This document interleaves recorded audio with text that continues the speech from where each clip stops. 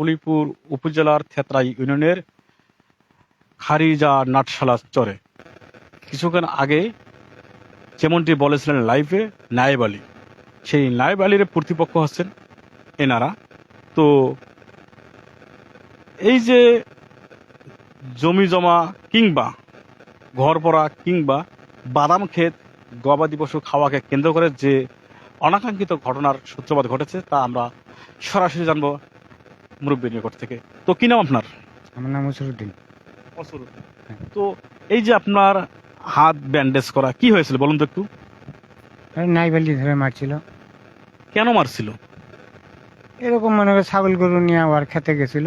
হ্যাঁ, এইটা নেই, ছাগল গরু কার খেতে গিয়েছিল, তার নাম কি? ওই নাইবালির খেতেই গেছিল, বুঝছেন। মশার জন্য যায় মনে করেন গরুটা খারাপ আছে, ওর খেতেও খায়নি, বুঝলেন। ওইটা দেখেই ওই মনে করেন যে ফিকে গেছে। তো আপনার এই যে হাত ভাঙ্গা বা ব্যান্ডেজ করা, মানে কে করছে ঘটনাটা? এই মনে করেন এটা আমাদের ইয়া করছে, কুড়িগ্রামে করছে। হাতটা ভাঙ্গিয়ে দিয়েছে কি আপনার? হাতটা ভেঙে দিচ্ছে নাইবালি। হ্যাঁ, তো আরেকটি বিষয় আপনাকে জানতে চাচ্ছি, সেটা হচ্ছে নায়েব আলীর মাথা সেলাই করা দেখলাম, ওটার আবার কিভাবে হয়েছিল? ধরেন মারামারি করলে অবশ্যই মনে করেন যে খালি তো একতরফ মারামারি হয় না। দর্শক, মুরব্বী সুন্দর কথা বলেছেন যে মারামারি করলে উভয় পক্ষের ধাওয়া পাল্টাতে হয়, উভয় পক্ষের আহত হয়ে যায়, যেটা আমরা তার মুখে জানলাম। তিনি অসুস্থ। তো আমি সরাসরি কথা বলার চেষ্টা করবো। এনারে আরেক ছেলে, কি নাম আপনার? মমিনুল ইসলাম। তো জনাব মমিনুল ইসলাম, এই যে নায়েব আলী কিছুক্ষণ আগে আমাদের কাছে অভিযোগ করেছিল যে প্রায় 8 মাস পূর্বে তার বাড়িতে অগ্নিসংযোগ করা হয়, এতে প্রায় তার 2 লাখ টাকা ক্ষয়ক্ষতি হয়ে যায়। কিন্তু এর কারণ হিসেবে জানতে চাইলে ওনার কাছে জানতে পেরেছি সেটি হচ্ছে ওনার জায়গাটার উপর আপনাদের নজর পড়েছে, ওই জায়গাটা ক্রয়ের চেষ্টা করেছেন। আসলে এই ঘটনাটাকে একটু ব্যাখ্যা দিবেন। না না, ওনার জায়গা হলো আমাদের কোনো লোভ নাই, ঠিক আছে। তে ওভারঅল মারামারি হচ্ছে হলো আপনার হলো, ও আমারে ফোন দিয়ে ডাকছে আগের দিনে, মানে সকালবেলা আব্বারে মারছে, ম্যারেটারে আমারে ফোন দিছে যে তুই যদি চরে না আসোস তোর বাপের আবার মারমু, ঠিক আছে। তারপরে আমি আমার বড় ভাই সিদ্ধে আইসি, আইসা পরে করে মনে করেন যে আব্বারে ওর হাতে তুলে দিছি যে মার। পরে মনে করেন যে আমি আইসি, আমার আইসা আগে প্রথমে দিছে ফোনটা দিয়ে পার দিছে, তারপরে মনে করেন যে বড় ভাই আর আব্বা আইসা পরে ধরছে। ওরা 4-5 জন ছিল। তো আপনাদের আহত কে কে হয়েছেন? আমি আহত হয়েছি, আমার বাবা, আমি। আপনার কোথায় আহত হয়েছে একটু দেখাবেন কি? ছিল মাথায়। মাথায় সেলাই, কটা সেলাই? 2টা সেলাই মাঝখানে, তাহলে 2 জায়গায় জখম হয়েছিল আপনার, মাথায় 2 জায়গায়। হ্যাঁ, আর লেগেছে আর কি, ঠিক আছে। আর হলো হাতে আছে, হাতে জখম আছে। তো এটাকে আমরা জানতে পেরেছি যে এটা আপনাদের গোয়াল বাড়ি, আপনাদের এই বাড়ির বাইরেও আরো বাড়ি আছে, আপনারা এখানে আবাদ করার জন্য আসেন, এটা কতটুকু সত্য?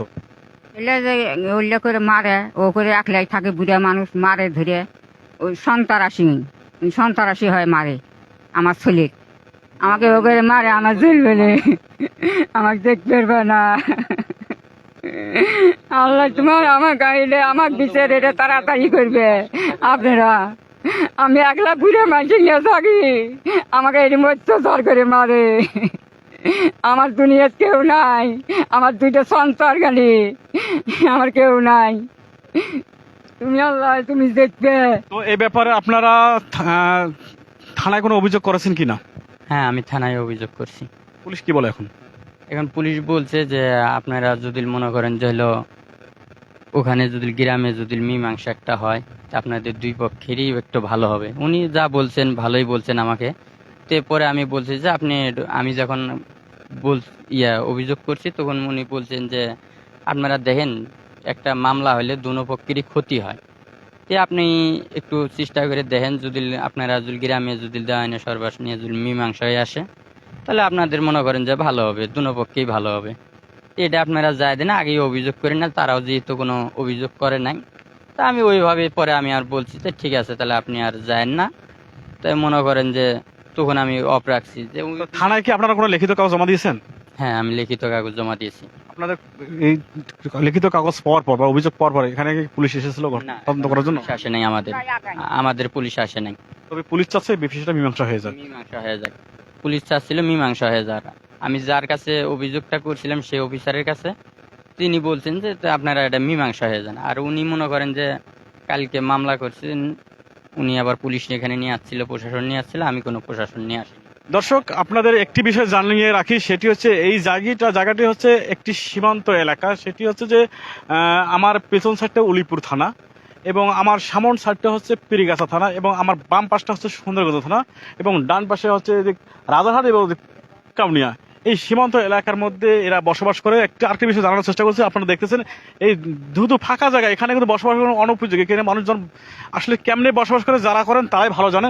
বিষয়টা সেটি হচ্ছে যে আমি এখানে এসে যেটি জানতে পারলাম, এই জায়গাটার মধ্যে দুটি পরিবারে বসবাস করে। আর এই দুই পরিবারের মধ্যে যদি এরকম দাঙ্গা হাঙ্গামা কলহ বিবাদ থেকেই থাকে, তাহলে একে অপরের বিপদে কে সাড়া দেবে, এটা আসলে ভাববার বিষয়।